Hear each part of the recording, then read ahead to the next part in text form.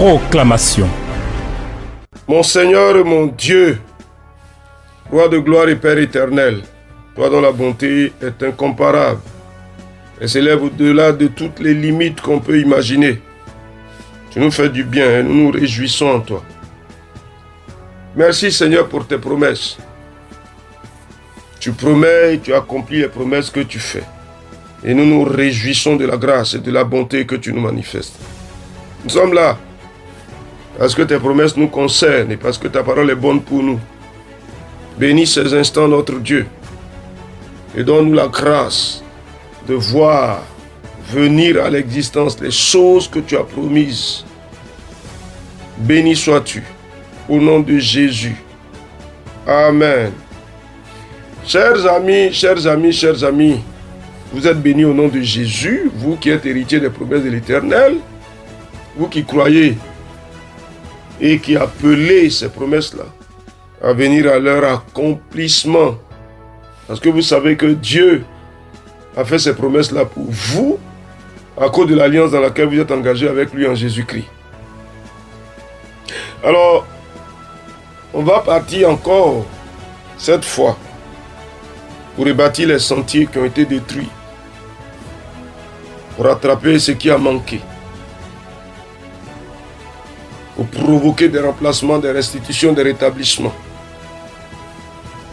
Je vais vous inviter à aller avec moi dans la prophétie de Joël, au chapitre 2. Nous allons lire aujourd'hui le verset 18 jusqu'au verset 21. Joël chapitre 2, 18 à 21. Voici ce qui est écrit. L'Éternel est ému de jalousie pour son pays, et il épargne son peuple. L'Éternel répond et dit à son peuple, voici, je vous enverrai du blé, du mou et de l'huile, et vous en serez rassasiés. Et je ne vous livrerai plus à l'opprobre parmi les nations. J'éloignerai de vous l'ennemi du nord. Je le chasserai vers une terre aride et déserte. Son avant-garde dans la mer orientale, son arrière-garde dans la mer occidentale. Et son infection se répandra. Sa puanteur s'élèvera dans les airs. Parce qu'il a fait de grandes choses. Terre, ne crains pas. Sois dans l'allégresse et réjouis-toi. Car l'Éternel fait de grandes choses. Amen. Est-ce que tu crois que c'est possible? Quand on regarde l'environnement du livre de Joël, le peuple qui a manqué d'honorer le Seigneur et Dieu qui a livré son peuple à une grande armée, Dieu qui a appelé son peuple à faire amende honorable. Et Dieu qui par la suite s'est engagé lui-même à restaurer son peuple dans son héritage. Est-ce que vous pensez que c'est possible? Que Dieu revienne pour faire du bien à son peuple à qui il a fait du mal à un certain moment. Que Dieu revienne pour ébranler l'autorité des ennemis qui à un certain moment ont oppressé son peuple. Chers frères, chères sœurs, qu'est-ce que tu penses? Je vais demander, les temps passés, qu'ont-ils été pour toi? Si à ce jour, bien de choses que l'Éternel a annoncées n'ont pas pu s'accomplir, c'est certainement parce que il y avait un obstacle à l'accomplissement de ces choses. Mais Dieu est notre Père. Il revient pour nous rétablir dans l'héritage qui a manqué. Parce que nous aussi, nous avons accepté de revenir à lui. Alors, qu'est-ce que tu veux dire? Est-ce que tu peux confesser que l'Éternel est plein d'amour pour son peuple. Est-ce que tu peux le dire? L'amour de mon Dieu pour nous est grand. Il est grand au-delà de toute mesure. Ah! Est-ce que tu dis quelque chose? Mon Dieu est bon au-delà de toute mesure. Et en cette fin d'année, il relève le niveau de la grâce. Qu'est-ce que tu dis? Il manifeste à nouveau sa bonté à mon égard. Ah, s'il te plaît. Nous parlons de promesses. Hein? On dit quoi? Il épargne son peuple. Donc Dieu te fait du bien en cette fin d'année, n'est-ce pas? Ah oui. Il me met à l'abri de tout trouble. Il me met à l'abri de tout ce qui m'a perturbé. Il me met à l'abri de tout cela, ma maison et moi. Vas-y, cher ami.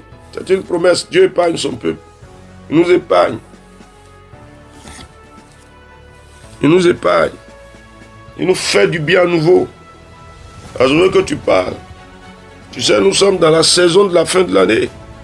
C'est le temps de rattrapage. Alors écoute ce qu'il dit au verset 19. Je vous enverrai du blé, du mou et de l'huile, et vous en serez rassasiés.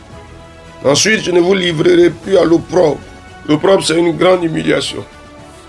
Alors si on était affamé de nourriture et affamé de bien d'autres choses, parce que des choses ont manqué, parce que des choses ne sont pas accomplies, parce que les choses ne sont pas venues à la réalisation, Dieu nous donne une promesse ferme.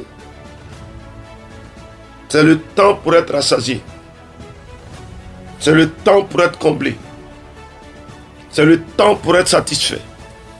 Cher ami, qu'est-ce que tu dis?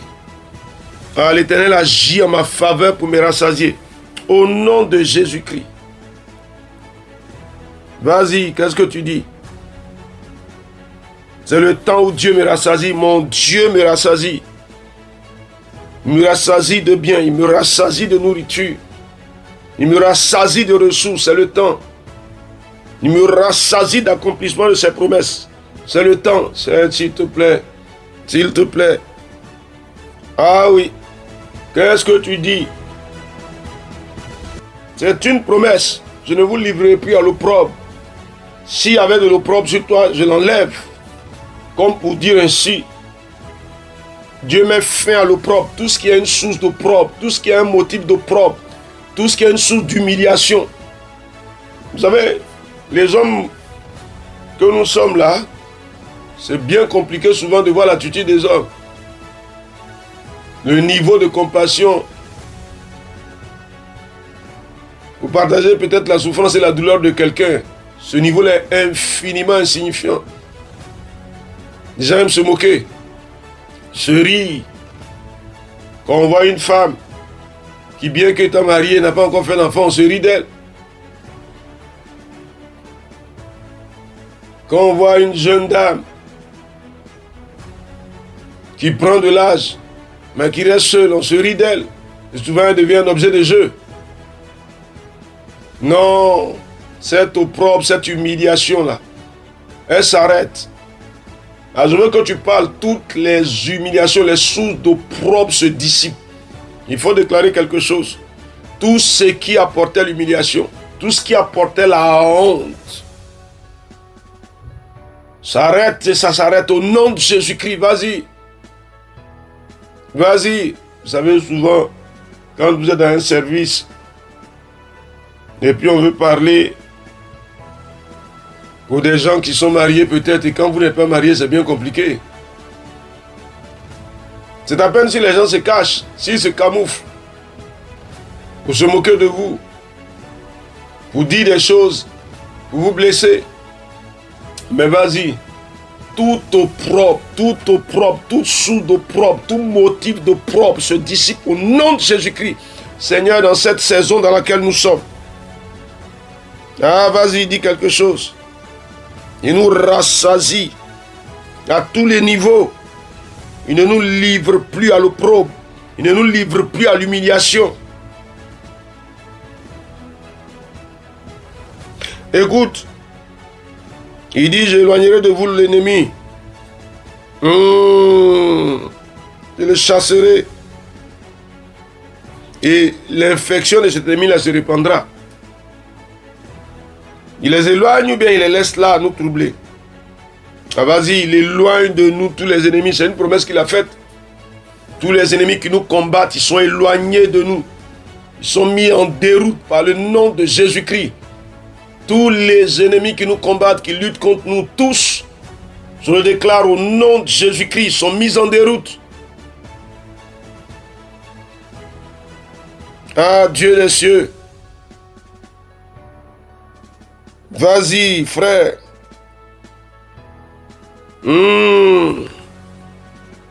Il dit, sois sans crainte, ne crains pas. Réjouis-toi. Parce que le Seigneur accomplit de grandes choses. Tu sais, on est dans la saison, s'il te plaît. La saison dans laquelle l'Éternel accomplit en notre faveur de grandes choses. Dieu de gloire, Dieu de gloire, Dieu de gloire. Mais je veux que tu parles toi-même. Plus de crainte, plus d'inquiétude, plus de trouble. Vas-y, mon cœur s'embrase de joie. Mon cœur s'embrase de joie, de réjouissance.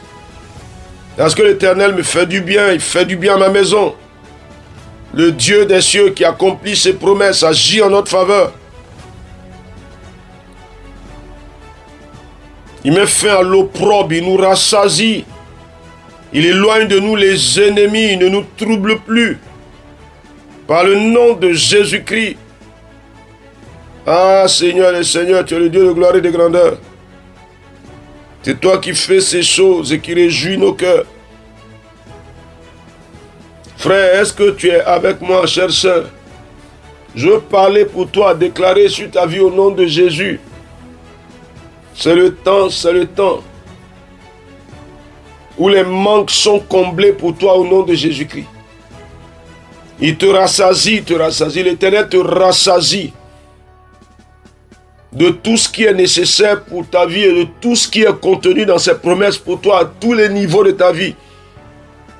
Tu reçois la grâce du Seigneur, il te rassasie au nom de Jésus-Christ.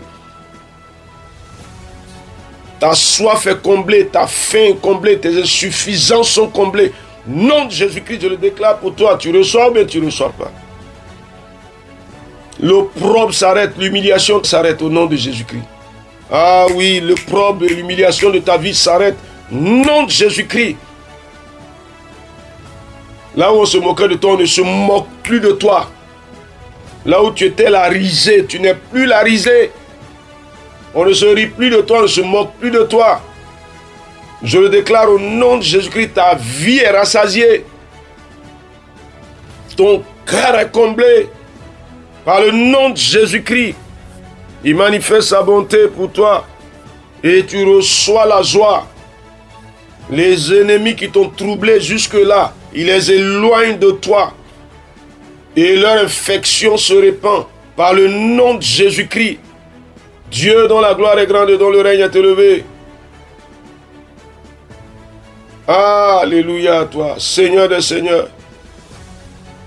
Mon âme te bénit, parce que dans cette saison, tu nous fais du bien. Tu nous fais du bien, tu nous fais du bien. Est-ce que tu penses que Dieu te fait du bien? Ah oui, il me fait du bien. Ah, nous sommes comblés, rassasiés. Les insuffisances sont comblées par le nom de Jésus-Christ. Béni sois-tu, Seigneur, pour la grâce que tu nous manifestes et pour la bonté que tu déploies en notre faveur. Reçois la louange et l'honneur. Toi le fidèle et le véritable. Tu nous donnes de nous réjouir pleinement. Nous sommes dans l'allégresse parce que tu nous fais du bien. Au nom de Jésus-Christ. Amen. Joël chapitre 2, versets 18 à 21. Frères et sœurs, c'est votre héritage, s'il vous plaît. Les promesses de l'Éternel, il faut les saisir. Et soyez bénis, on se retrouve la prochaine fois, sous l'autorité et le règne du Seigneur Jésus-Christ. Amen. Proclamation. Dieu bénisse votre journée.